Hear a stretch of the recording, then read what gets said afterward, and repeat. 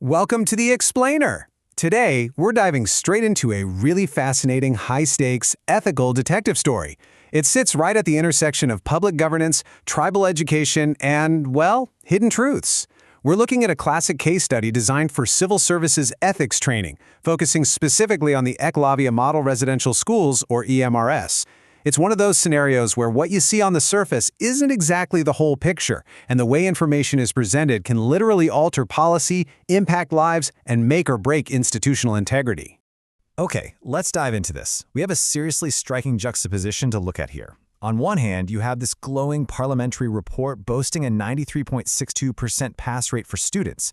Sounds absolutely incredible, right? A massive win for education. But on the other hand, there's a grim, independent reality check. 229 of these exact same schools haven't even opened their doors yet, and they're completely hampered by severe budget cuts. The crazy part? Both of these statements are completely, factually true. But, as we'll see, presenting only half of the truth creates a pretty profound ethical dilemma. Here is our roadmap for today. We'll cover 1. The factual background. 2. Identifying ethical issues. 3. Stakeholders in the dilemma.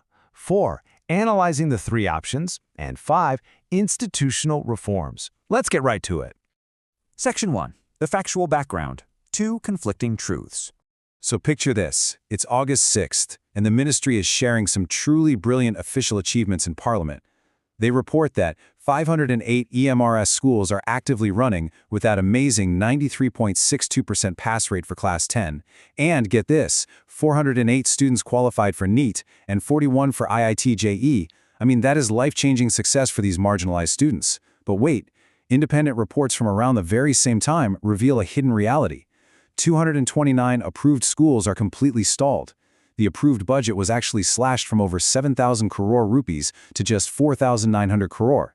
Teacher hiring is massively delayed, and dropout rates in some areas are actually climbing. This right here is what we call the implementation gap.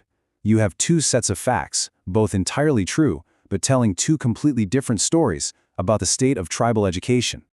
Section 2. Identifying ethical issues. Beyond the numbers. Now, what's really interesting about this is when we look beyond the raw numbers and dig into the moral dilemmas hiding beneath these official government reports. The first major issue here is selective reporting. When officials stand up and loudly share only the 93.62% pass rate but completely omit the 229 unstarted schools and the massive budget cuts, they are cherry-picking.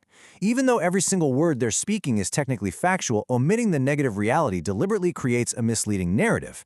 In the realm of governance, a half-truth that misleads the public and policymakers isn't just spin, it's a serious ethical breach.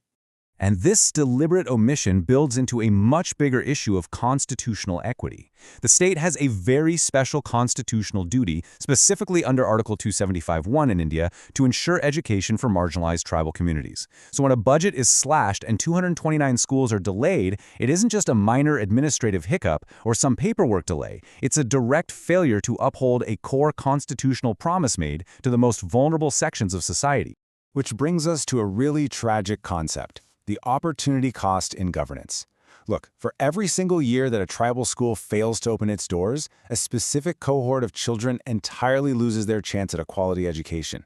This isn't just money you can roll over and spend later, it's an irreversible social loss. The educational opportunities denied to those specific students are gone forever. That is the very real, very human cost of this implementation gap. Section 3. Stakeholders in the dilemma. Who is at risk? So who actually stands to win or lose in a scenario like this? I want you to step into the shoes of the protagonist in our case study for a second. Meet Vikram Ahuja. He's a fictional project director overseeing 20 EMRS schools in his state. He's a dedicated officer, doing his best. 12 of his schools are running beautifully, boasting those high pass rates we just talked about. But 8 of his projects are totally stuck. We're talking land disputes, missing funds, the whole shebang. Now, ahead of a major parliamentary session, Vikram's superiors are heavily pressuring him. They want him to highlight only the 12 successful schools in the main report to protect the department's image and their budget, and just quietly bury the 8 failing schools in a brief, unnoticeable annexure at the very back. Talk about a rock and a hard place, right? Vikram is caught in an intense tug-of-war between conflicting stakeholders. You have Vikram himself, torn between his ethical duty and his department's image. You have the department, desperate to maintain its prestige and secure future funding. Most importantly, you have the tribal students, who absolutely have a fundamental right to learn at those 8 stuck schools. Then there's Parliament, which relies on completely accurate data to make national policies. And finally, the taxpayers, who have a right to know exactly how their money is being spent. Vikram's single report impacts every single one of them. Section 4. Analyzing the 3 options. The philosopher's verdict. And this brilliantly illustrates the tough choices bureaucrats face. To evaluate Vikram's options, we're going to call upon some of history's greatest philosophers as our expert witnesses. Let's look at option 1. Just follow orders. Vikram can take the safe, bureaucratic route. He prominently highlights the 12 incredible successes to make his bosses happy, and legally covers himself by technically mentioning the 8 failing projects, but just burying them in an obscure annexure where literally no one will ever notice them. It protects the department's immediate budget. Honestly, it's incredibly tempting. But let's look at this through the lens of Immanuel Kant. Kant's philosophy revolves all around moral duty and categorical imperatives. By Kant's standards, option 1 is a massive failure.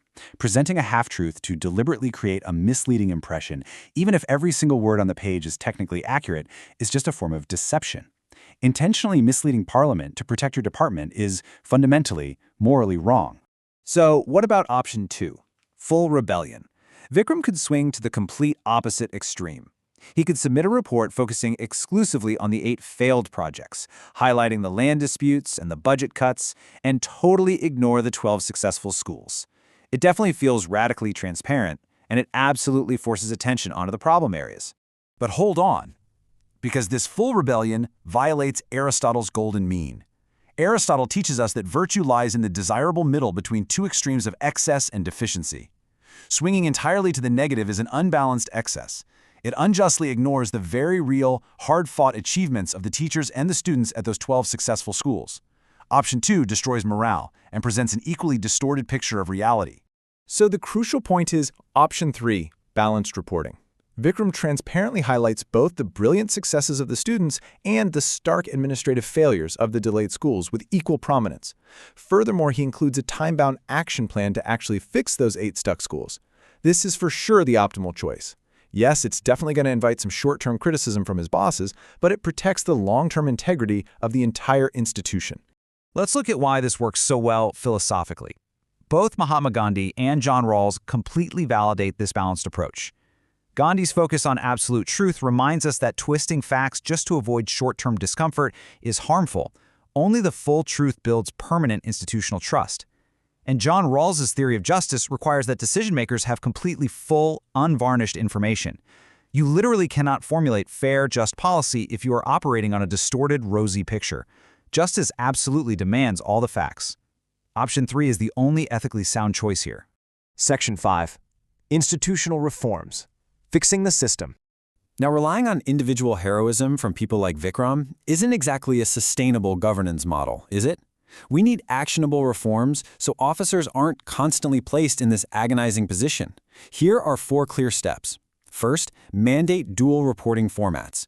Every progress report must legally give equal visual weight to both achievements and challenges. You simply can't bury the bad news anymore. Second, require independent root cause analysis for any stalled project, taking the reporting entirely out of the hands of the people being evaluated. Third, institute independent annual parliamentary social audits. And fourth, and perhaps most importantly, we must link budget allocations to problem solving. Currently, departments hide failures because failures lead to budget cuts. We have to change the incentive structure so that identifying a problem and proposing a solution is actually rewarded rather than punished. This whole case study of the Eklavya schools reveals just how fragile the truth can be in the halls of power, and how a simple formatting choice, like moving a paragraph to an annexure, can alter the fate of thousands of students. It really challenges us to look closer at the statistics we are fed every single day. So I want to leave you with this final thought. When you read the news tomorrow, ask yourself, how would you balance highlighting legitimate achievements while transparently acknowledging deep systemic challenges? Whose truth are you really seeing, and what might be hiding in the annexure? Thanks so much for tuning in to The Explainer.